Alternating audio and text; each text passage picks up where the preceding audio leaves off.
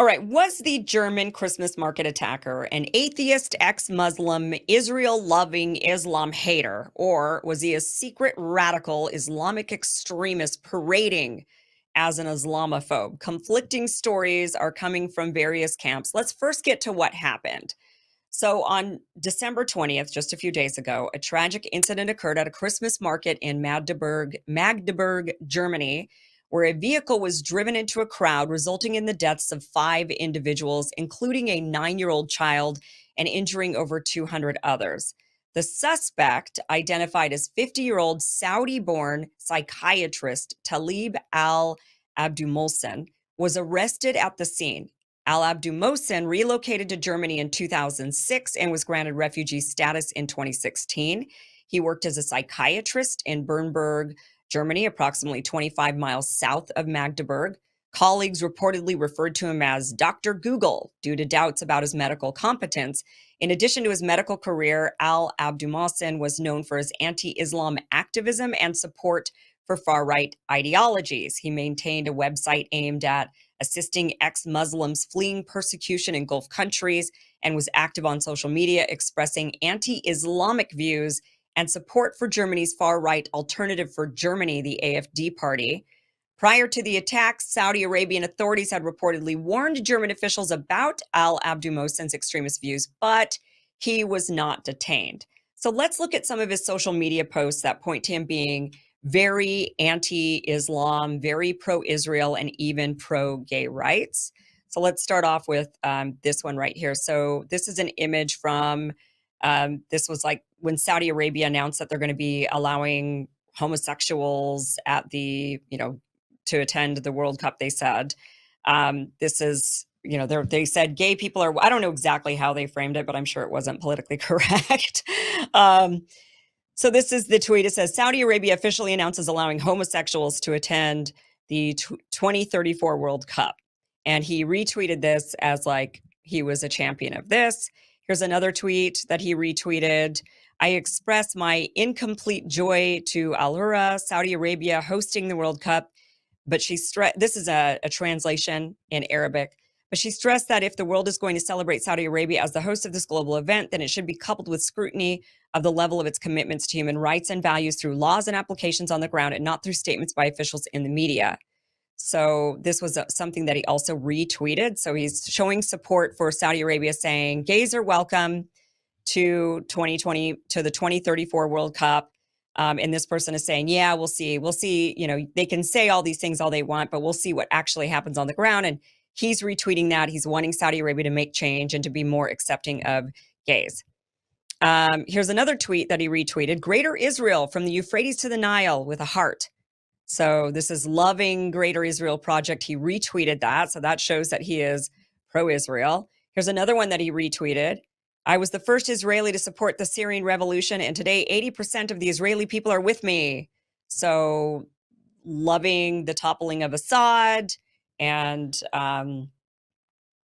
saying that, the Israeli people are on board with this. Here was another one, him showing love for Israel and Judaism, saying the religion of God is Judaism. He wrote that. Now, that is a little bit weird because he supposedly was an atheist, so it's kind of strange to say something like that. So it kind of goes to show that there are some conflicting messages from this guy. Here's also a tweet thread that he put out. He says, a series of tweets explain why I wrote in my bio that I love Israel. And he also tweeted this out. May God guide Israel to what it loves.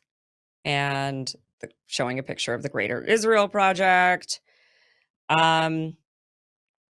He also replied to this tweet. This person wrote, all Western countries are prostrating to Islam and Muslims. Our hope is that Israel will wipe them out and cleanse the countries. And he wrote in response to that, he wrote, he says right here, Germany is undoubtedly the most dangerous. So a lot of his activism against Islam, a lot of the stuff that he's cited as saying is he's very against Germany, believing that Germany was the worst offender of bringing Muslims into Europe and bringing in Islam. He was very according to his tweets, and this is on one side of the story, I'm going to show you the other side that says, no, this guy actually was a radical Islamist and he was just pretending to be an atheist who was, pro-Israel or something. But a lot of people say that, he did all this activism where he was actually trying to help people that were fleeing Saudi Arabia or fleeing the Middle East. They were trying to flee persecution. There were also people that were atheist, no longer believed in Islam, and he tried to help them gain asylum in Europe. So on one hand, he was pro-asylum seeking in Europe. He wanted to bring over Middle Eastern people, but on the other hand, the people that he was bringing over were people that were denouncing Islam essentially, or the Muslim way of life, and were seeking refuge, wanting to seek refuge in Europe. And they were basically saying, screw it with Islam. So, and he's criticizing Germany for bringing in all of these Muslims. We've had like Kevork Almassian on the show before, who's made a similar criticism. He is a Syrian Christian that fled to Germany from Aleppo. And not this last time we had him on, but the time before that, he talked about how most of the Syrians that have come in to Germany have been Muslim, and a lot of them have not been able to assimilate, that there is a large chunk of Muslims that have not been assimilating into Western culture and trying to maintain their Islamic and Muslim culture. So there is that criticism there. And apparently this attacker had a similar criticism about Germany, saying Germany was the biggest offender. They were bringing in all these Muslims, and he was super against it, according to his tweets. But there's another side to this. Let's look at the posts that claim he's not actually a pro-Israel Islamophobe. This was shared by Elon Musk. He tweeted, "What the fuck?" What the F? Sorry. Is the German press saying? Most people in Europe still think the legacy press is real when it is pure propaganda. Please send them links to X so they know what's actually going on. Then he retweeted this video. Watch this. I want to address the misinformation spreading about Talib al-Abdul Mohsen, the terrorist behind the Christmas market attack in Magdeburg, Germany. Contrary to some claims, he was neither an atheist nor an ex-Muslim. Talib falsely portrayed himself as an atheist ex-Muslim and victim of the Saudi regime, while simultaneously accusing the German government of prosecuting female Saudi asylum seekers and promoting an agenda to Islamize Europe. His identity as a radical Shia Muslim is evident, even from his name, which explains his hostility towards Saudi Arabia and his wicked jihadi agenda. Leaked tweets and chat screenshots now circulating on X reveal his connection to radical Islamist networks, including accounts linked to ISIS. And ex-Muslim organizations and activists on X have also reported receiving direct threats from Talib. Ask yourself, why would an atheist threaten ex-Muslims? It doesn't make sense. This is a classic example of taqiyya, an Islamic practice that allows Muslims to lie and deceive to advance Islamic goals or agendas. Talib's false narrative, designed to sow division, chaos, and terror, reveals the psychopathy and manipulative nature of a jihadist. His actions seek to destabilize and confuse society, to paralyze any meaningful response to radical threats. By portraying himself as a victim of Sunni Saudi Arabia, who he, from his radical Shia perspective, considers fake Muslims, he furthers both his jihadist goals and his sectarian battle. Individuals like Talib have no loyalty to earthly life. Their sadomasochistic lives are entirely devoted to preparing for Judgment Day, where the infidel will finally suffer eternal torture in hellfire, while they will be rewarded in paradise for their earthly sacrifices, complete with the infamous promise of 72 virgins. Without a doubt, Talib is not an atheist. For terrorists like him, life is a temporary means to serve his violent, apocalyptic vision of divine will. Okay, so that was Maral Salmasi. She describes herself as politically incorrect, Iranian German entrepreneur and producer. So here's the thing about the things that she said. She claims that because he attacked some groups that were also claiming to be ex-Muslim groups, then he couldn't possibly himself be an ex-Muslim if he was attacking these ex-Muslims. But remember, he also was attacking Germany. You know, which is obviously they're not a Muslim country, but he's believing that they're facilitating an agenda that he was against. So whatever that agenda, it's really still unclear why he particularly was going after these ex-Muslim groups. There's no clarity on what he was attacking them over. Did it have to do with them being ex-Muslims? That's unclear. Or was it something else completely that he was criticizing them over? So if they're not going to give us specifics as to what the criticisms were, what the threats were, it's a little bit tough to agree with this right off, just from like hearsay of, oh, he threatened me. In fact, here's some tweets that came in of people that were agreeing with this.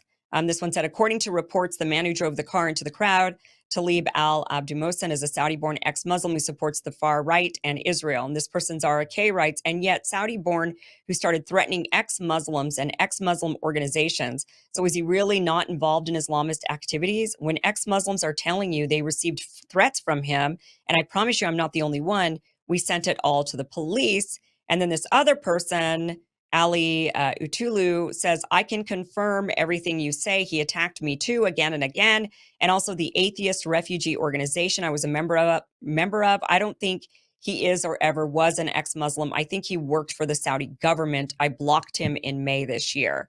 So there are these people that are saying, yeah, he worked, he threatened us. We are ex-Muslim organizations or atheist organizations, but they're not clarifying to us exactly what his threats were. So it's easy to just say this person threatened me, and then you're making the claim that it was you're not making the claim, but what they're doing is they're deducing. They're allowing you to come to the conclusion by not saying what the threat was, that he must have been threatening them because of them being ex-Muslim atheist organizations, rather than telling us exactly what he was threatening them about. So that's a little bit suspicious. The other thing about this video that I will say is suspicious is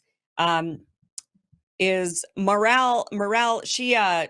She claims that he was a Shia Muslim that practiced taqiyya, which is, she claimed, you're allowed to lie in order to further your jihadist agenda. And then she claims he's a Shia Muslim. So this is where this doesn't add up, because Shia Muslims do not believe that taqiyya is to lie in order to further a jihadist agenda. They believe that that taqiyya is you're allowed to lie to protect your life, to protect one's life. So maybe yours, maybe another person, you're allowed to tell a lie in order to protect your life. That is what taqiyya is for Shia Muslims. Also, Shias aren't jihadists. Yes, Shias are part of the axis of resistance. So you have Shias that are Hezbollah and Houthis and some of the Iraqis that have been fighting and of course Iran. These are all Shias, but those are different. Those militia groups that operate as militias, as organized militias that target military targets, that is very different than a jihadist that commits an act of terror on civilians. And I cannot recall a time that we've seen a jihadist terrorist attack done by a Shia Muslim. Most of the ones, if not all of the ones that I can think of, have all been done by Wahhabi, Salafist, Sunni Muslims that come from the Wahhabi Salafist school of thought. So to claim that this guy was a Shia and so he was a jihadist, that is taking advantage once again of the people that don't know anything about Islam and tend to kind of think of it as one big lump religion rather than understanding it in the same way we understand Christianity, which we're much more familiar with in this country, which is, that there's a bunch of different sects of Christianity. There's Catholics, which is a form of Christianity. Some people that are watching will say Catholics aren't Christian. Okay, well, they believe in Jesus Christ, so that puts them under the umbrella of Christianity. Mormons are also Christians. Then you've got Baptists, you've got Protestants, you have Lutherans, you have all of these various different sects of Christianity, and they all have slightly varying different beliefs. And so, Islam is actually the same way. There's a bunch of different sects of Islam, and they all don't have the exact same beliefs, but they tend to have, just like what you do see in Christianity, where you have Catholicism, which is quite different than Protestants. And then there's the different branches that kind of have similar beliefs underneath those two main core Christian ideologies. Islam is similar, where you've got the Shias and the Sunnis, but then you've got a bunch of different sects underneath each of those two different branches. So this is kind of taking advantage. I would say that this video is taking advantage of the fact that most Americans don't know the difference between Shias and Sunnis, don't realize that the vast majority of the jihadist attacks, if not all of the jihadist attacks, have been done by Sunni Wahhabi Salafists, which, by the way, is the national religion of Saudi Arabia. They're the ones who promote the Wahhabi Salafist ideology. They're the ones who put the imams in all of the different mosques that are quite radical. And Saudi Arabia claimed in various documentation that we have in file in Congress that they were prompted at the behest of the U.S. government to spread the Wahhabi radical ideology around, place their imams in various different mosques in order to create more extremism that would lead to instability that would serve U.S. interests. So that comes from the Saudis, not from the Iranians. So it's kind of so, but at the end of the day, I think when we're looking at this guy, when we're looking at this attacker, um, I think he's just crazy. I don't know if he was following any ideology. Another point that a lot of them are pointing out, those who are claiming, no, this guy was actually a leftist, which is, they equate that to Shia, pro-Palestine, radical Islam. Somehow radical Islam is leftist. Have you read about Saudi Arabia? Have you seen videos of how the men and the women are completely separated? It's very, very ultra conservative. It's more conservative than conservatives here in the United States, but somehow it's leftist. And they're saying, so therefore, this guy is in the Palestine camp, not the Israel camp. That's what I think this is really about. Here's a video that was circulating around of the attacker talking about how he is a leftist, but he also says something else. So watch this. And I'm saying this as a leftist. I'm not on the right. And what I discovered as a leftist is that leftists are the worst criminals on this planet. Okay, so I think compared to the other Saudis, he absolutely was a leftist. And you maybe could say he was a leftist. He was supporting, obviously, gay rights in Saudi Arabia. He was for that. He was an atheist. So maybe he was. But that doesn't mean he can't be super pro-Israel. It doesn't mean that he can't be an atheist. If not, that makes him more likely to be an atheist, right? I mean, all of this is so conflicting. Because on one, you just see these narratives trying to be painted about this attacker. And one thing I feel bad about for the Muslims is, even when the guy is denouncing Islam, claiming to be an ex-Muslim, saying that he hates Islam, he's like a major Islamophobe, the Muslims still get blamed for it. I mean, this guy blatantly can say, I hate Islam, and yet somehow this still circles back to, it must be the Muslims that did this attack. When everything with this guy's accounts, his social media, his history, shows that he was rabidly Islamophobic, completely against religion, but pro-Israel, probably because of his rabid anti-Muslim stances on things. And that's what it looks like. But does it really? But at the end of the day, it doesn't really matter, quite honestly, because clearly the guy was just crazy. Ironically, a psychiatrist. But in my experience, the people who like to take up psychiatry and psychology, the people that like to study that in school, are the people who've dealt with it themselves. They've had their own struggles, and so maybe it makes sense. But this guy is crazy. At the end of the day, it's very difficult to. This one in particular just seems like a crazed madman who went on a rampage, and nobody really knows why. It wasn't a political attack, or maybe it was. But what was the political message? And I guess that's where the debate is happening on X. People are saying, well, the political message was he was against Christians because he ran into a Christian market. The other side is saying, no, he was against Germans, and particularly German Christians, because he felt betrayed by German Christians who he felt were embracing Islam and flooding them into the country in mass migration, and felt like they were idiots and they didn't know, and they were all complicit in this. Hard to know what the guy's actual motivation was, and it's hard to know what type of ideology he had. Although I will say that the vast majority of the evidence points to him being an Islamophobe who is pro-Israel. These other people, like Elon Musk and the people that he's retweeting out, the ones that are claiming that he was not that and that he was in fact something else, are really having to read into a lot more. She was claiming, one thing that Maral was saying, is that the way I pronounce her name? Was it, yeah, Maral. The one thing that she was pointing to was his name, saying, see, his name is even a Shia name. Um,